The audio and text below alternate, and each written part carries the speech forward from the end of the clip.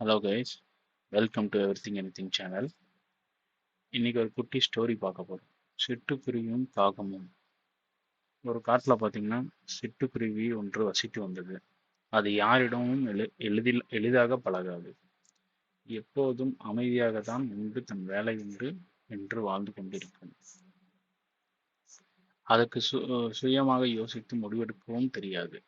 ஒரு நாள் காகம் ஒன்று அந்த சிட்டுக்குருவியிடம் கேட்டது, சிட்டுக்குருவியே, நீ என்னுடன் நண்பனாக இருப்பாயா என்று. அந்த சிட்டுக்குருவியும் சரி என்று சொல்லி அந்த காகத்துடன் பழக ஆரம்பித்தது.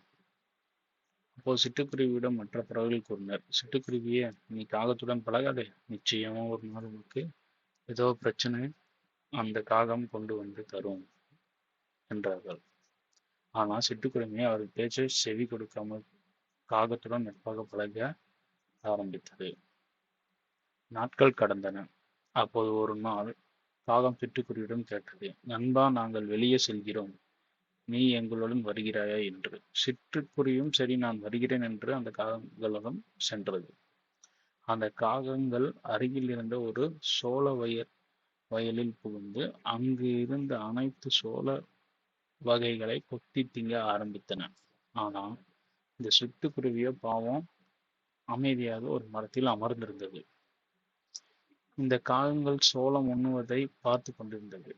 அப்போது திடீரென்று அந்த விவசாய நிலத்தின் உரிமையாளர் ஓடி வந்தாங்க.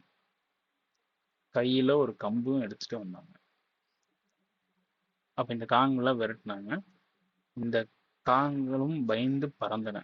அந்த காகங்கள் சிட்டுக்குருவியை தனியாக அங்கு விட்டு கொண்டு பறந்து சென்றன. ஆனால் சிட்டுக்குருவியோ மரத்தில் அமர்ந்து என்ன செய்வது என்று தெரியாமல் இருந்தது. அப்போ அந்த விவசாயி சிட்டுக்குருவியை நோக்கி கம்பை எடுத்துக்கொண்டு வந்தார். சிட்டுக்குருவி விவசாயியிடம் சொன்னது, ஐயா, நான் எந்த தவறும் செய்யவில்லை. நான் இந்த மரத்தில் சும்மாதான் அமர்ந்திருந்தேன். உங்களுடைய நிலத்தில் உள்ள எந்த சோளத்தையும் நான் உண்ணவில்லை என்று சொன்னது. ஆனால் விவசாயி அந்த சிட்டுக்குருவியின் பேச்சை கேட்காமல் அந்த கம்பை எடுத்து சிட்டுக்குருவியை அடித்தார். சிட்டுக்குருவியும் கீழே விழுந்தது.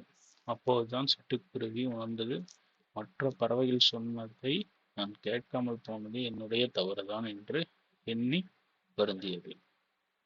இதில் இருக்கிற நீதி பார்த்தீங்கன்னா, பிறர் நன்மைக்காகவும் கூறும் அறிவுரையை சற்று கேட்க வேண்டும் என்று. மேலும் இது போல வீடியோஸ்க்கு சேனலை சப்ஸ்கிரைப் பண்ணுங்க, லைக் பண்ணுங்க, ஷேர் பண்ணுங்க.